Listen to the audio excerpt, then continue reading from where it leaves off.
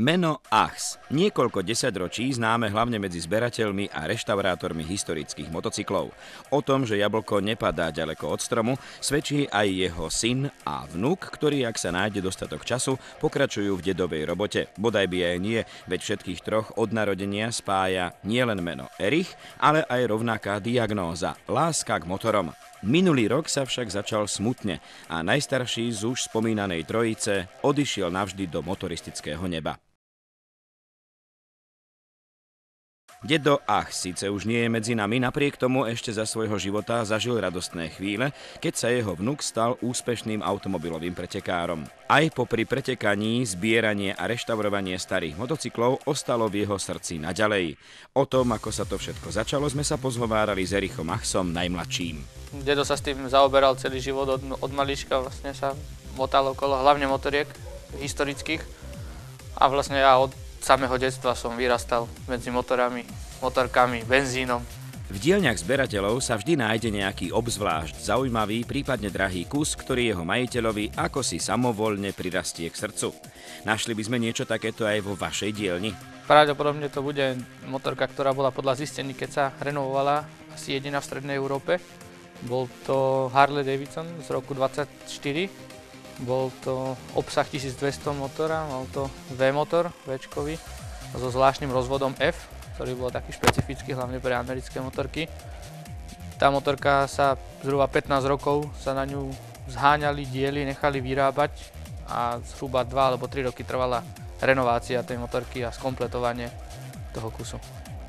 Je niečo, čo si Erich myslí, že zdedil po dedovi aj v rámci roboty okolo motorov a za čo mu je vďačný? Ja si myslím, čo som po dedovi zdedil, je trpezlivosť nad robotou alebo nad takými robotami, na ktorú treba trpezlivosť, lebo dedo bol na to tým známy, že ho nerozhodilo nič. On bol schopný pri nejakej drobnosti straviť aj 2 dní, kým nedošiel na to alebo nespravil.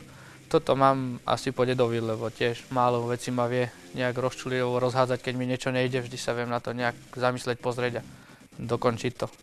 Napriek trpezlivosti a snahe pokračovať v dedovom odkaze to Erichovi v poslednom období nie celkom vychádza. Momentálne není na to bohužiaľ moc času, čo aj samého ma trápi, že nemám na to veľa času sa venovať toľko, koľko by som chcel tým motorkám.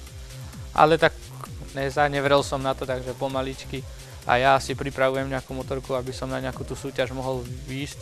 Ale no, prioritou je teraz pre mňa sú preteky automobilov do vrchu, takže bohužiaľ musím teraz veterány trochu zanedbávať.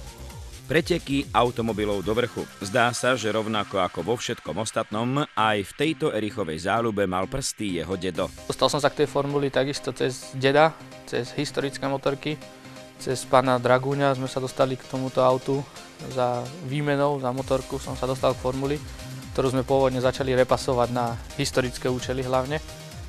Ale tak, jak som spomínal, sme sa poznali s Vladom Friedlom, ktorý závodil na formuli, tak som sa povedal, že sa s takými historickými autami závodí aj normálne v pretekoch, tak som sa zapojil. Tak sme s tým začali pomaličky, po zhruba 1,5 sezóne som prešiel do silnejšej formule, do Lotusa, takisto od Vlada Friedla, ktoré som mal v prenajme. A vlastne na začiatku minulej sezóny sme kúpili auto po Andrejovi Krajčímu, ktorý prešiel do silnejšej formule a na nej jazdím. A práve v majstrovstvách Slovenska v pretekoch automobilov do vrchu dosahuje Erich už niekoľko rokov veľmi dobré výsledky. Ako už spomínal, aj v tohtoročnej sezóne mali možnosť diváci jeho výkon sledovať v spolupráci s 2-litrovou formulou Opel Lotus.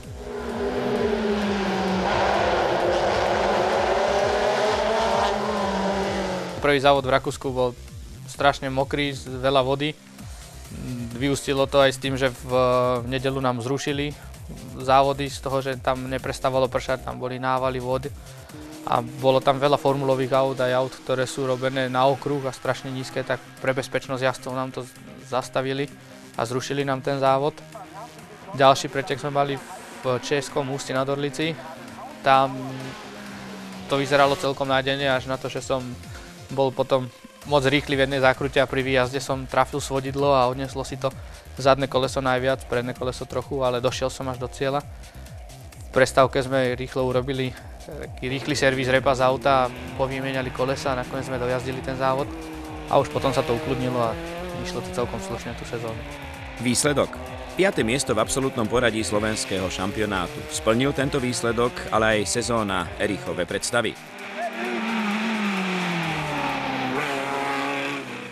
No, nie som moc spokojný, čakal som, že to bude o niečo lepšie, som skončil až 5.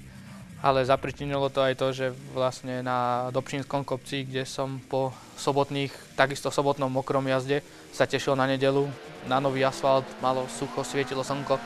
Bohužiaľ technika zradila ešte pri odjazde na štart, kde sa mi zlomil hnací riadel v prevodovke. A nakoľko boli tie závody posledné dosť blízko seba, tak sa nám nepodarilo opraviť riadel, čiže som neštartoval v Poľsku, čo ma stálo body a tým pádom som klesol až na 5. miesto v absolútnom.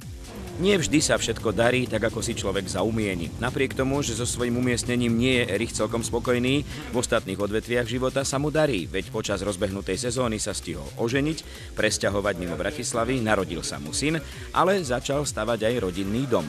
Začali sme stavať v máji sa začali kopať základy, urobila sa základová doska, potom sme mali svadbu, takže so samotnou stavbou sme začali koncom júna a vlastne teraz už máme pred zimou, tak chvála Bohu, hrubá stavba ako taká je hotová. Ešte dneska by nám mali dojsť namontovať okná, aby sme to uzavreli a už potom sa budeme len v interiéri cez zimu trošku zabávať s elektrikou a potom na jar zase pokračovať. Chodiť dennodenne do práce, vo voľnom čase pripravovať formulu na preteky, či tráviť soboty a nedele priamo na nich a popri tom ešte stavať aj rodinný dom, to dá človeku poriadne zabrať.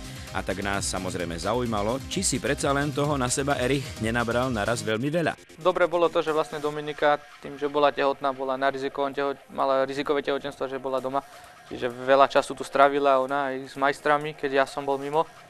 Tak čo neobmedzovalo, akurát problém bol v tom, že veľakrát som nebol tu, aj keď som chcel byť pri nejakých robotách, ale tak museli sme to vyriešiť nejak. Zdá sa, že si Erich vybral dobre. Manželka, ktorá dozoruje stavbu rodinného domu, by sa asi zišla viacerým, ale povedzme si pravdu, stavba domu a pretekanie sú dve diametrálne rozdielne veci a preto nás zaujímalo, ako sa ona zo svojho pohľadu pozerá na túto jeho zábavu. Veď nakoniec Dominiku sme v minulosti často stretávali po Erichovom boku aj na pretekoch. Dali sme sa dokopy na mojej oslave 19-ky. A vlastne ako som zistila, že preteká, tak vlastne v piatok sme sa dali dokopy, v nedeľu ma vytiahol kamarát na babu a tento blázon tam sedel vo formuli. Predsa len inak sa na pretekanie pozerá človek zaslobodná a inak v manželstve a po narodení dieťaťa. Nebojí sa Dominika o Ericha? Tak nebezpečný to je, strach tam určite je, ale je šikovný, ja mu verím a nevadí. Práve naopak, mňa to baví, ja mám motorizmus rada. Tento rok som na preteky nechodila, lebo som bola tehotná a musím povedať, že mi to strašne chýbalo. Tak, achsovci, čo vám zaprieť na záver? Asi len to, aby ste boli spolu v zdraví šťastní ešte veľa rokov, aby vám synáčik poriadne rástol a aby vám tá spoločná láska k motoristickému športu vydržala na veky.